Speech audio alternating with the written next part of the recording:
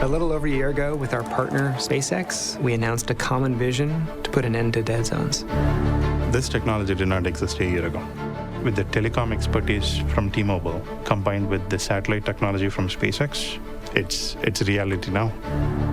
For the first time ever, we will have connectivity regardless of where we are. There's still 500,000 square miles of this country that aren't covered by any terrestrial network. That means we aren't connecting people in those areas. Nobody's connecting people in those areas. So this is a massive milestone in our journey to bring coverage to areas that have not been possible to cover before. The satellites are flying at 17,000 miles per hour, so you can imagine the challenges of trying to play ping pong as something is moving that fast. We will keep on pushing the boundaries of this technology. We will start with messaging, and then we'll go from there to look at other opportunities in data and voice. That's definitely our goal. The combination of what we're both good at is actually making each of us stronger and creating something together that is unprecedented. The proof is in the pudding only after you've launched them in space. I'm overexcited about that. It's going to be a huge moment. Bringing this service to the world is really going to change the trajectory of communications. We're going to finally get towards fulfilling that ultimate mission of connecting our customers everywhere. Go for launch.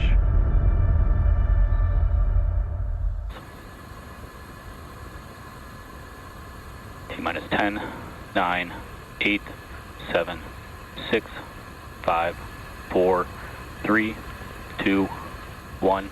Ignition and liftoff of Falcon 9.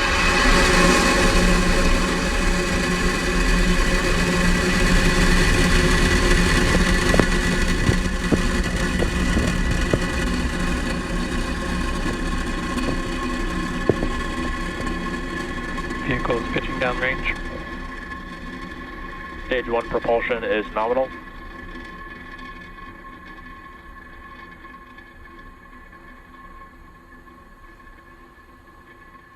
At T plus 33 seconds, you are watching Falcon 9 accelerate our Starlink satellites out into space. We are throttling down our engines on the first stage vehicle, and that is in preparation for Max Q. Power and telemetry nominal. Good call-outs there. Max Q is the largest amount of stresses that the vehicle sees on ascent, so we do slow the vehicle down just a little bit in preparation for passing through Max Q. And that should be coming up. Falcon 9 is supersonic. That should be coming up here in just under 10 seconds. Max Q. Great news, we have passed through Max Q.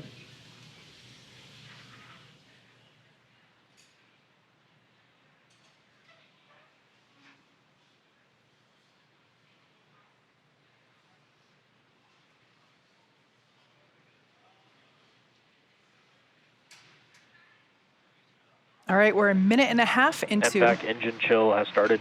That call there tells us that the engine on the second stage, that MVAC, has begun to flow some super chilled liquid oxygen through the engine to begin to bring that hardware down in temperature. We're less than a minute away from main engine cutoff, stage separation, second engine start. Those all happen really quickly, so don't blink. After that, we will jettison the fairings. At this point in time, the first stage is experiencing about 3.3 Gs. Beautiful view there on your screen of the vehicle as it's just lifted off from Vandenberg Space Force Base. It's now able to see that plume beginning to deplete as we are preparing for main engine cutoff.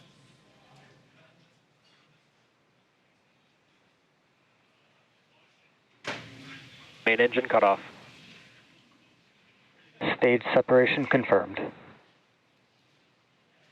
All right, as you can see there on your screen, successful MVAC ignition there on your right-hand side. And before that, we had first stage engine shutdown and stage separation. We can see here on the left-hand side of the screen, the first stage grid fins starting to deploy. Those help steer the booster back to its precise landing. Fairing separation confirmed. All right, as you heard and just saw, successful fairing separation. That marks the 9th flight for one of those fairing halves and the 11th flight for the other. We, of course, will attempt to recover those fairing halves again to use on a future flight.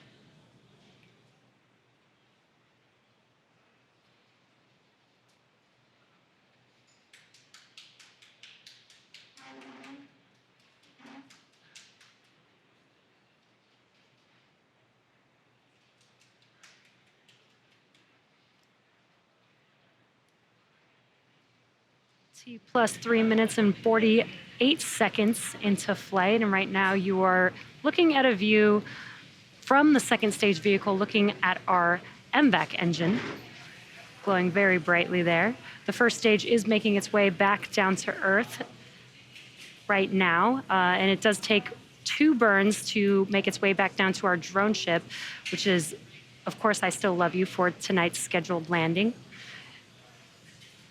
Those 2 burns coming up will be the entry burn, which is just about a couple minutes away from now, followed by the landing burn.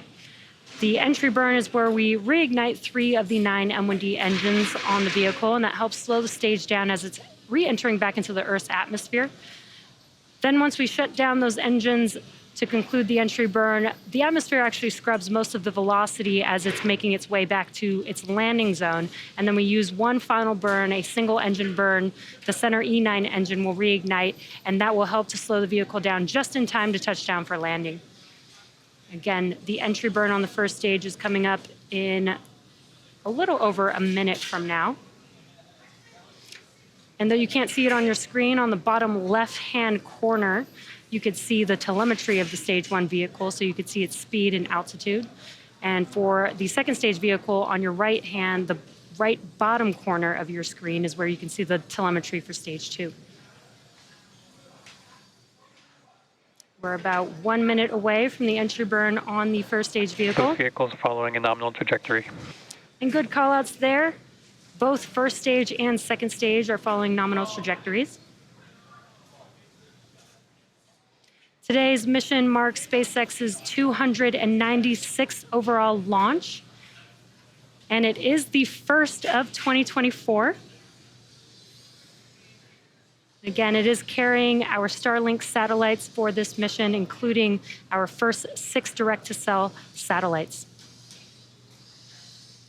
Now that entry burn on the first stage is coming up in just under 20 seconds.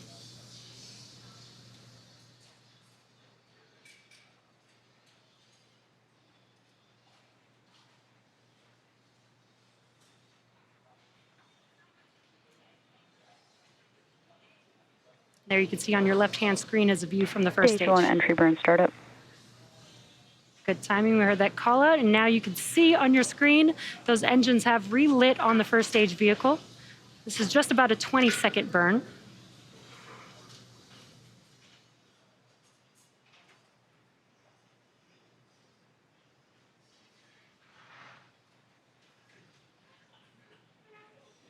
Stage 1 entry burn shutdown. There we heard that call out, as well as you could see that the engines have shut down on the first stage vehicle. That concludes the entry burn, the first of 2 burns that the first stage requires to make its way back to landing. The next burn is the landing burn coming up in just about a minute and a half. Stage 1 FTS has safed. Everything continues to look good for both the first and second stage. If you've been following along with that altitude there on the left-hand side of your screen for stage 1, it actually kept increasing in altitude until about 4.5 minutes, T plus 4.5 minutes. As we can see, it's getting closer and closer. We are targeting a landing on our drone ship. Just read the instructions. Excuse me, of course, I Still Love You. And there we just heard the call out that the first stage is transonic, telling us that it is traveling near the speed of sound. Now only 6 kilometers above the ocean. So in about 12 seconds, we should see that landing burn ignite. That's a 1-engine burn designed to bring Stage the 1 booster. landing burn. there we heard the call out, so we should see it here. There we go. So the first stage has lit one engine to prepare for landing. Stage 2 FTS has safed. We're targeting a landing on our drone ship, which you there Landing leg deploy. see there now. Of course, I still love you.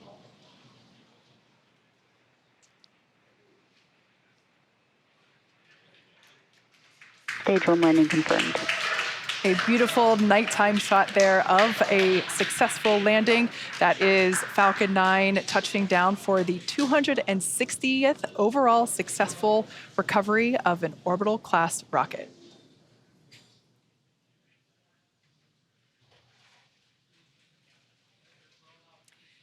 And with that successful booster landing, we will wrap up today's launch coverage. Thank you so much for tuning in. We are thrilled to see our first direct-to-cell satellites launch to orbit today, the first of many that will enable an additional layer of connectivity in areas previously unreachable by traditional cellular networks. For updates on deployment, be sure to check us out at SpaceX on X. A huge thank you to all of our direct-to-cell partners, and thank you to all of you, the viewers. We'll see you back here again soon tomorrow for our second launch of the year of the Ovzon 3 mission set to lift off from Space Launch Complex 40 at Cape Canaveral Space Force Station in Florida at 6:04 p.m. Eastern Time. Happy New Year, and we'll see you again soon.